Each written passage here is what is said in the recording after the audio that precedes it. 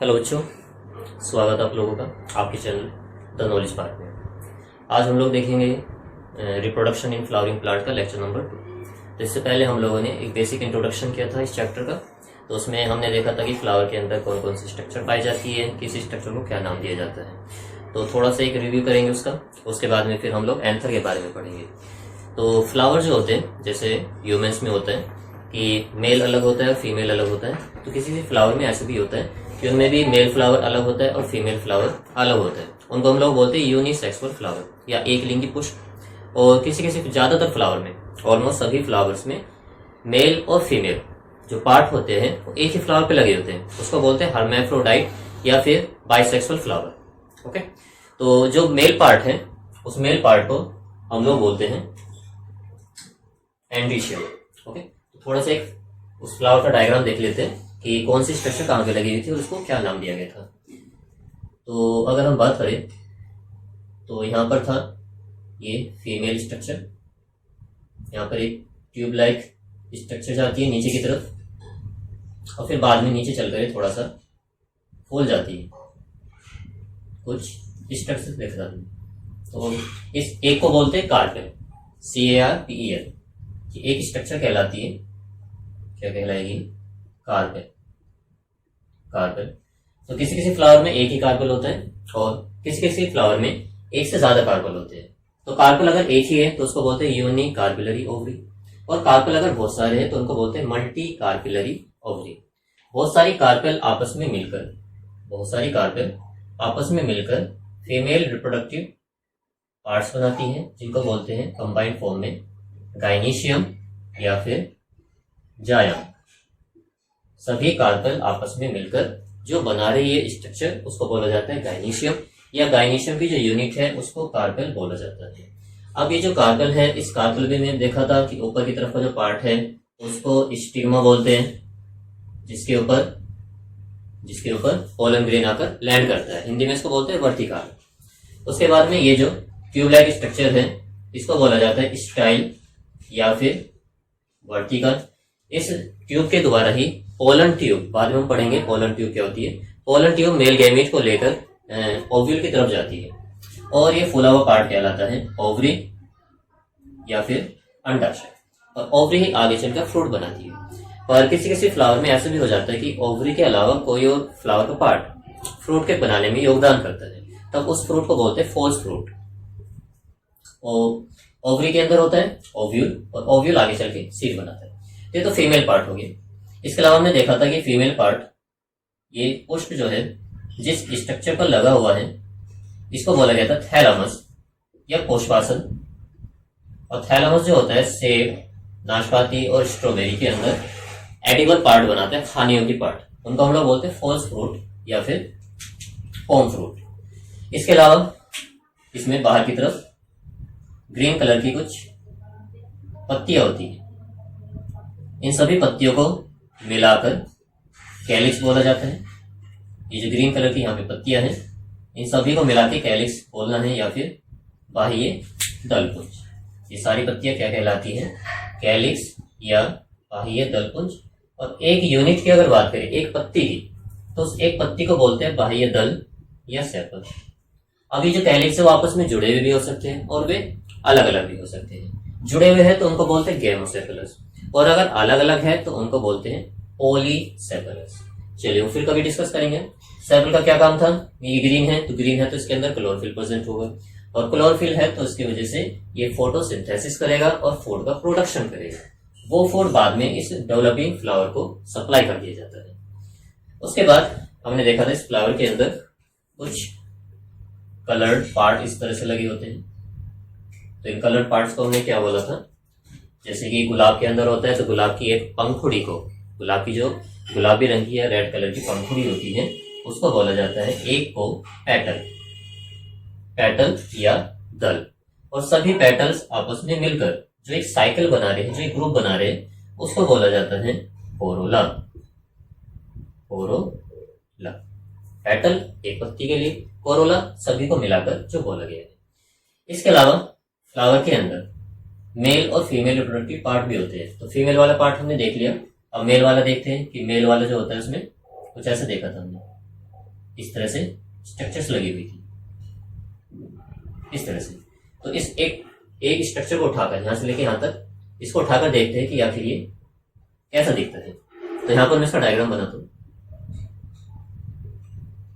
ये कुछ इस तरह से लगे होते हैं, ओके, कुछ इस तरह से। और इनसे ये एक फिलामेंट निकला होता है। इसको क्या बोलते हैं? इसको बोलते हैं फिलामेंट। तो फिलामेंट, इसमें ये जो नीचे वाला पार्ट है ये जनरली फ्लावर से अटैच होता है, इस फ्लावर से। ये कभी कभी पेटल से भी अटैच हो जाता है, तो उस कंडीशन को एपिपेटलस बोलते हैं। ये इसका नीचे वाला जो पार्ट है इसको बोलते हैं इसका प्रोक्सिमल एंड। पास वाला जो हिस्सा होता है इसको प्रोक्सिमल बोलते हैं, प्रोक्सिमल एंड। और ये जो इसका लास्ट वाला हिस्सा है इसको बोलते हैं डिस्टल एंड। डिस्टल यानी कि जो फ्लावर से थोड़ा सा दूर है, डिस्टल एंड। ये फिलामेंट हो गया। और ये जो पूरी स्ट्रक्चर है, पूरी स्ट्रक्चर ये कहलाती है एंथर, जिसको हमें आज डिस्कस करना है। एंथर या फिर पराग कोश इसको बोलते हैं। ये पूरी स्ट्रक्चर यानी कि फिलामेंट प्लस एंथर, क्या कह रहा हूं मैं, फिलामेंट ये जो तंतु है और plus anther, filament plus anther, ये दोनों कंबाइन फॉर्म में कहलाते हैं क्या, स्टेमन्स या पुंकेसर। इनको हमें क्या बोलना है, स्टेमन या पुंकेसर। सभी पुंकेसर मिलकर, देखिए यहां पर ये मैंने सिर्फ 2 स्टेमन्स दिखाए हैं। किसी किसी फ्लावर में ये 4 भी होते हैं, किसी में 6 भी होते हैं, किसी में 10 भी होते हैं और किसी में उससे भी ज्यादा होते हैं। तो उनको इनफाइनाइट बोल देते हैं, जैसे कि गुलाब के अंदर हो गया या चाइना रोज हो गया, हिबिस्कस रोसा साइनेंसिस जिसको गुड़हल भी बोलते हैं। तो उसमें येलो कलर के जो लगे होते हैं, इस तरह की इसमें एक स्ट्रक्चर होती है और उस पर इस तरह से येलो कलर के ये लगे होते हैं। तो इन सभी को मिला के क्या बोलते हैं, एंड्रीशियम। सभी को मिला के एंड्रीशियम। और एक की अगर बात करें, इस एक की अगर बात की जाए तो इसको बोला जाएगा स्टेमन। तो स्टेमन 2 पार्ट से मिलकर बना है, फिलामेंट प्लस एंथर। स्टेमन, सारे के सारे स्टेमन मिलकर क्या पार्ट बनाएंगे, एंड्रीशियम। जैसे फीमेल के अंदर था, फीमेल में सारे पार्ट, सारे कार्पेल मिलकर गाइनीशियम बना रहे थे। तो गाइनीशियम पीरियड को कार्पेल बोला था। कार्पेल जो है उसके अंदर क्या क्या है, एक स्टिग्मा है, स्टाइल, ओवरी, और ओवरी के अंदर ओव्यूल होता है। इस तरह से फिलामेंट और एंथर मिलकर स्टेमन बना रहे हैं, सारे स्टेमन मिलकर एंड्रीशियम बनाएंगे। तो इन स्टेमन्स के जो नंबर है वो स्पीसीज से स्पीसीज में वेरी करते रहते हैं। तो फटाफट देखते हैं एंथर की स्ट्रक्चर आखिर क्या होती है। तो ये जो एंथर है वो फ्लावर से भी लगा हो सकता है, या फिर ये एंथर इससे लगा हो सकता है, पेटल से। तो पेटल से लगा है तो उसको हमें बोलना है एपीपेटल्स, एपीपेटल्स। चलिए एंथर देखते हैं फटाफट। ये है हमारा एंथर। अब देखिए ये जो एंथर है इसके अंदर ये जो मैंने ब्लैक कलर से शेड किया हुआ है इनको बोलते हैं लोब्स। ठीक है, ये लोब है, ये लोब 1 और ये लोब नंबर 2। तो एंथर के अंदर जनरली ज्यादातर फ्लावर्स के अंदर एंथर के अंदर 2 इस तरह की स्ट्रक्चर्स होती है जिनको बोलते हैं लोब्स। तो 2 लोब्स हैं, तो 2 के लिए यूज करते हैं हम लोग बाई। तो एंथर एक बाई लोब्ड स्ट्रक्चर, कैसे स्ट्रक्चर है, बाई लोब्ड स्ट्रक्चर।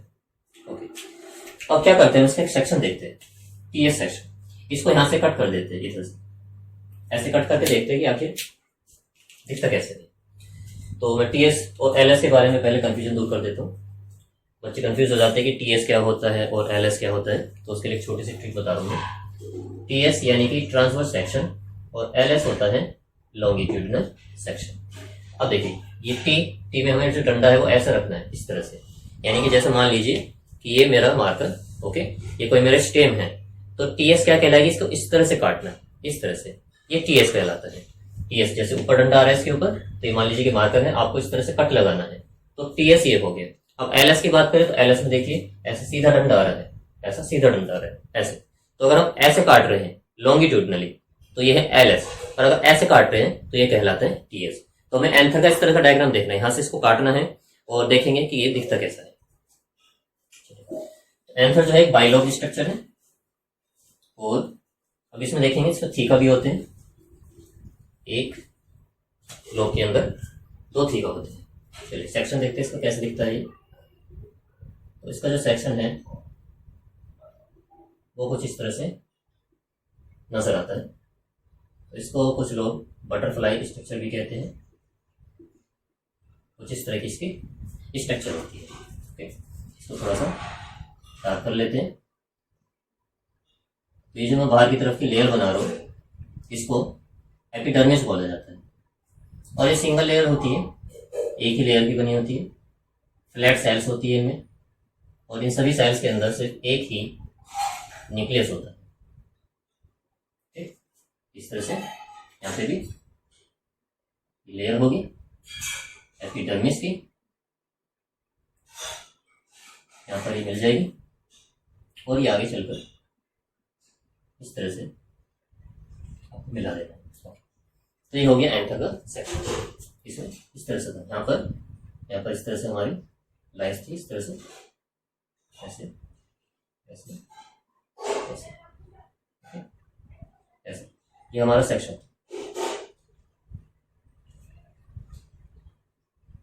ये सेक्शन होता है।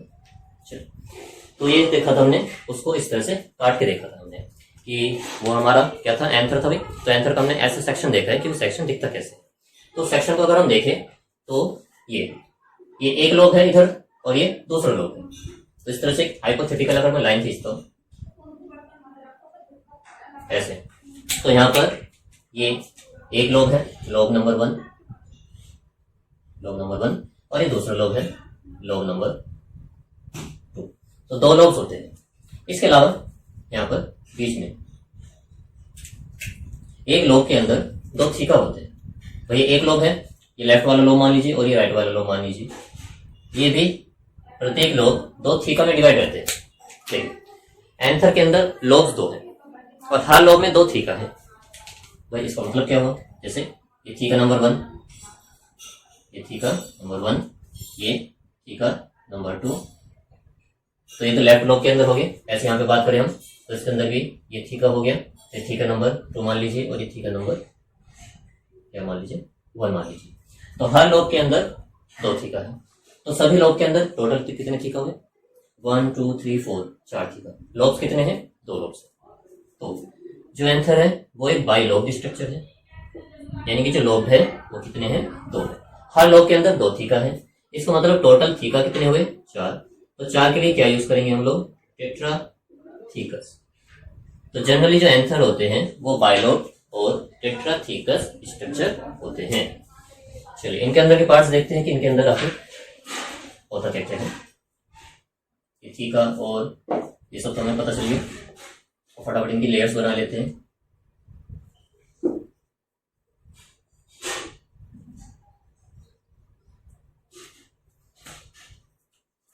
तो जैसे मैंने बताया था यहाँ पर एपिडर्मिस होती है। तो एपिडर्मिस में कुछ इस तरह से सेल्स होती है जो कि फ्लैट सेल्स है, और एक सेल के अंदर सिर्फ एक ही न्यूक्लियस होता है। यूनी न्यूक्लिएटेड सेल्स होती है। इनका काम भी है प्रोटेक्शन करना। इसके अलावा अंदर की तरफ कुछ इस तरह की सेल्स होती है ऐसे। इनको नाम दिया जाता है एंडोथीसियम। क्या नाम देना है इनको, एंडोथीसियम। ये सारा मैं बनाकर नहीं दिखाऊंगा। इसके अलावा यहाँ पर कुछ इस तरह की स्ट्रक्चर्स होती है, 1 2 और फिर एक यहाँ पर 3 और फिर एक यहाँ पर 4 स्ट्रक्चर्स। अब ये क्या है भाई, जैसे हमने एक बोतल, ओके, उस बोतल को जो है हमने ऊपर से काट दिया। मान लीजिए ये बोतल है, और इसको हमने इस तरह से काट दिया। तो इस तरह से काटने पर हमें कुछ ऐसी स्ट्रक्चर मिलेगी ऐसी। और जब हम इसको ऐसे करके देखेंगे इस तरह से लॉन्गिट्यूडनल, देखिए जैसे ये है, इसको अगर मैं ऐसे सेक्शन काट दूं और हम इसको ऐसा देखना चाह रहे हैं, तो ऐसे हमारा एंथर है कि इस एंथर को अगर हम काट कर ऐसे देखें तो हमें जो इस तरह से गोले नजर आएंगे। और वे जो गोले हैं फिर यहाँ तक ही सीमित नहीं है, वो इसके पूरे अंदर तक जा रहे हैं, जैसे कि बोतल है, इसी के अंदर कोई कंचे वगैरह या मार्बल्स वगैरह अगर हम भर दें और उसको अगर देखें तो उसमें जो स्ट्रक्चर्स नजर आएगी वो कुछ ऐसी नजर आएगी इस तरह से। यहाँ पर कुछ सेल्स होती हैं, इनको बोलते हैं स्पोरोजीनस टिश्यू, स्पोरोजीनस टिश्यू। और ये सभी कहलाते हैं मिलकर क्या कहलाएंगे, इनको हम लोग बोलते हैं माइक्रोस्पोरेंजिया, माइक्रोस्पोरेंजिया। तो एक माइक्रोस्पोरेंजिया ये है, हिंदी में इसको बोलते हैं लघु बीजाणुधानी। एक ये है, एक ये है और एक ये है। तो एक एंथर के अंदर कितनी माइक्रोस्पोरेंजिया है? 4 माइक्रोस्पोरेंजिया। तो एंथर बाइलोब स्ट्रक्चर है, 2 लोब है, 4 थीका है और हर थीका के अंदर एक स्पोरेंजिया है। तो टोटल 4 स्पोरेंजिया, इसलिए इनको बोलेंगे टेट्रा स्पोरेंजिएट। क्या बोलना है? Tetra sporangiate. ओके, चलिए माइक्रोस्पोरेंजिया। इन माइक्रोस्पोरेंजिया के अंदर क्या होता है? स्पोरोजीनस टिश्यू होता है, स्पोरोजीनस टिश्यू। ये जो स्पोरोजीनस टिश्यू होता है, इसके अंदर कुछ मदर सेल्स होती है, उनको बोलते हैं microspore mother cell, microspore mother cell. और ये माइक्रोस्पोर मदर सेल, भाई मदर है तो मदर किसी न किसी को जन्म देगी जरूर, और मदर सेल जितनी भी होती है, चाहे वो माइक्रोस्पोर हो या फिर मेगास्पोर हो, वे हमेशा डिप्लॉयड होती है। इनके अंदर होता है मियोसिस डिवीजन। उस मियोसिस के होने से माइक्रोस्पोर्स बनते हैं, माइक्रोस्पोर्स। और ये माइक्रोस्पोर्स हैप्लॉइड होते हैं। ये माइक्रोस्पोर्स आगे चलकर पोलन ग्रेन्स कहलाते हैं, माइक्रोस्पोर्स आगे चलकर पोलन ग्रेन्स कहलाते हैं। तो जब इस माइक्रोस्पोरेंजिया के अंदर पोलन ग्रेन डेवलप हो जाते हैं, तब इस माइक्रोस्पोरेंजिया को बोला जाता है पोलन सेक, परागधानी। चलिए, तो ये सबसे बाहर वाली जो लेयर है, इसको हमें क्या बोला था? एपिडर्मिस। इसको भी याद करने का तरीका भी देखेंगे कि इसकी जो 4 लेयर हैं, यहाँ से लेके यहाँ तक की 4 लेयर, उनको क्या क्या बोलना है, कैसे याद रखना है। एपिडर्मिस सबसे बाहर वाली लेयर, उससे नीचे की तरफ की जो लेयर होती है उसको बोलते हैं एंडोथीसियम, एंडोथीसियम। तो ये भी 1 लेयर की होती है। इसके अलावा 3 से 4 लेयर की होती है ये इस तरह की सेल्स, स्फेरिकल या फिर इरेगुलर शेप की होती है। 3 से 4 इनकी लेयर्स होती है। तो इनको बोला जाता है मिडिल लेयर, मिडिल लेयर। और सबसे अंदर की तरफ कुछ इस तरह की पिरामिड शेप की सेल्स पाई जाती है, पिरामिड सेल्स। अब इन सेल्स के अंदर एक से ज्यादा न्यूक्लियस है। एनसीईआरटी कहती है कि जो ये वाली सेल्स है, जो भी मैं नाम बताऊंगा कि कौन सी सेल्स है, इन सेल्स के अंदर एक से ज्यादा न्यूक्लियस है, यानी कि ये मल्टी न्यूक्लिएटेड सेल्स होती है। इनका जो साइटोप्लाज्म है वो बहुत ही ज्यादा डेंस है और इनका काम होता है न्यूट्रिशन प्रोवाइड करना। भाई किसको न्यूट्रिशन देना है? इस मदर सेल को। भाई जो माँ है उसको बच्चा जन्म देने के लिए कुछ न्यूट्रिशन चाहिए, क्योंकि खुद उसको अपना भी पेट भरना है और साथ में जो बेबी उनके यूट्रस में पल रहा होता है तो उसका भी पेट भरना होता है। तो इसलिए जो माइक्रोस्पोर मदर सेल है, इसका न्यूट्रिशन चाहिए। जब तक न्यूट्रिशन नहीं मिलेगा, ये आगे चलकर पोलन ग्रेन्स नहीं बना पाएगी। तो वो न्यूट्रिशन इसको ये वाली लेयर सप्लाई करती है। इस लेयर को बोला जाता है एपिडर्म, और ये बहुत ही ज्यादा इंपॉर्टेंट लेयर है। क्या बोलना है इसको? एपिडर्म। ओके। इसके अलावा यहाँ पर जो कुछ ये जो सेल्स होती है वो थोड़ी सी लूज हो जाती है बाद में, मतलब जब इनमें से वाटर जो होता है वो बाहर निकल जाता है तो ये सूख जाती है, और सूखने के बाद में यहाँ पर एक लाइन ऑफ डेहिसेंस बन जाती है। लाइन ऑफ डेहिसेंस वो स्ट्रक्चर है जहाँ से बाद में जब ये पोलन ग्रेन्स पक जाते हैं तो ये एंथर की जो वॉल है वो फट जाती है। इस लाइन को क्या बोला जाता है? लाइन ऑफ डेहिसेंस, जहाँ से ये फटे, और फटने के बाद में पोलन ग्रेन्स जो होते हैं वो बाद में रिलीज हो जाते हैं, मेच्योर पोलन ग्रेन। चलिए, ये वो हमारा। अब उसकी ट्रिक्स देखते हैं कि आखिर इसको याद कैसे रखना है। तो इसके अंदर टोटल हमारी कितनी लेयर्स होनी है? 4 लेयर रहनी है। उनका तरीका देखेंगे कैसे उनको याद रखना है।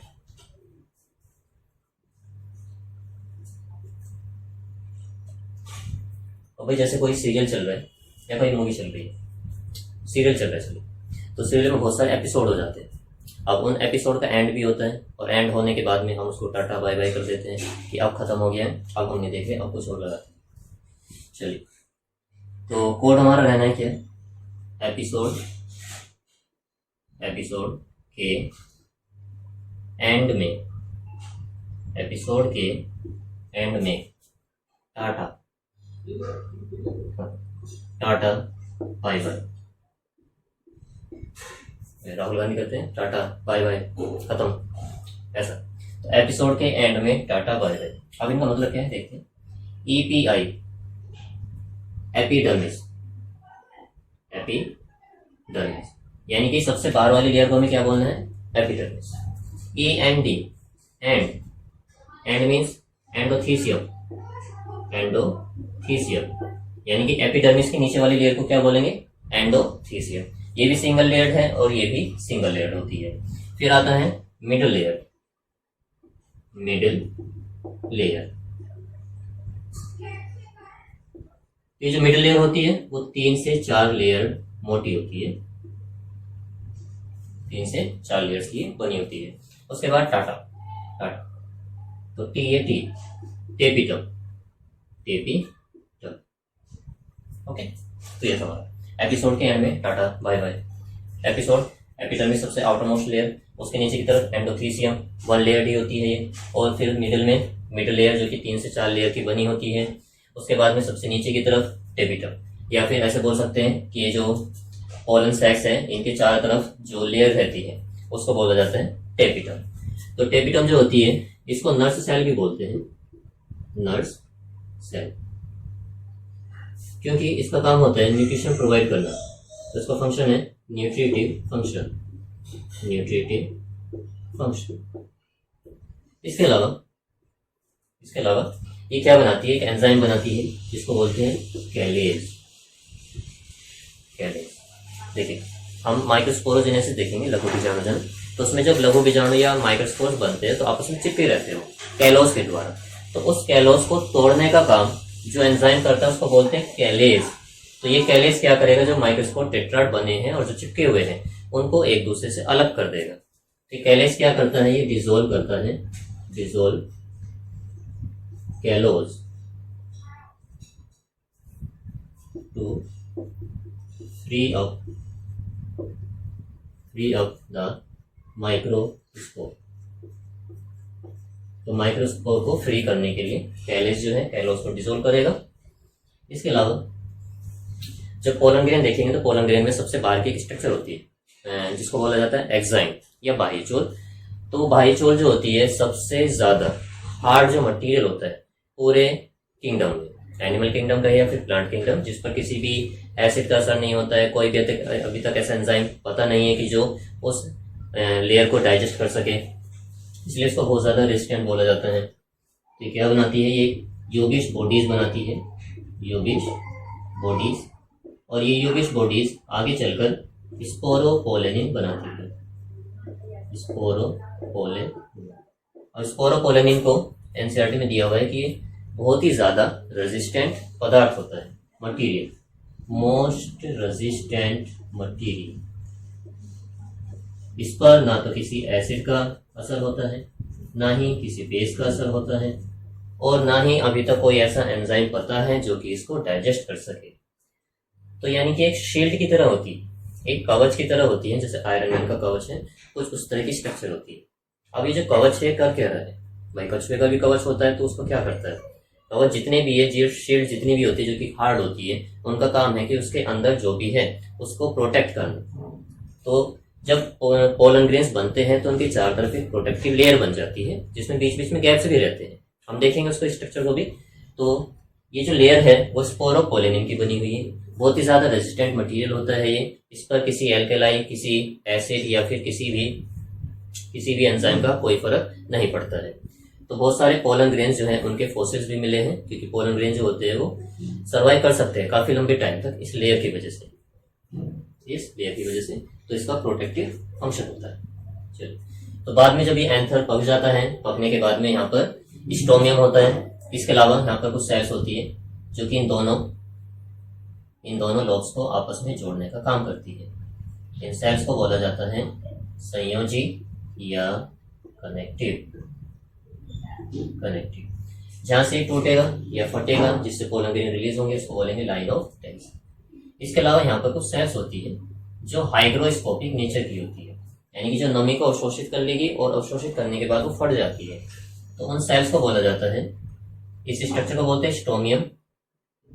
स्टोमियम एनसीईआरटी में मेंशन नहीं है। और स्टोमियम जो होता है इसके अंदर सेल्स पाई जाती है बुल्लीफॉर्म सेल्स, बुल्लीफॉर्म सेल्स। और ये सेल्स कैसी है? हाइग्रोस्कोपिक नेचर की, आर्द्रता ग्राही होती है, वाटर को बाद में एब्जॉर्ब कर लेगी और एब्जॉर्ब करने के बाद में यहाँ से एंथर फट जाएगा और पोलन ग्रेन्स रिलीज हो जाएंगे।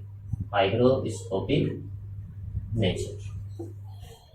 ओके बच्चों, तो फटाफट इसको रिवाइज कर लेते हैं। देखिए, जो फ्लावर के अंदर मेल वाला पार्ट होता है उसको हम लोग क्या बोलते हैं? स्टेमन बोलते हैं। स्टेमन के अंदर एक तो फिलामेंट स्ट्रक्चर होती है, यानी कि एक लंबा सा एक डंडा सा होगा, तंतु बोलते हैं जिसको फिलामेंट, और उस फिलामेंट से लगा होता है एंथर। अब एंथर में जनरली 2 लोब्स पाए जाते हैं, एक लेफ्ट लोब, एक राइट लोब।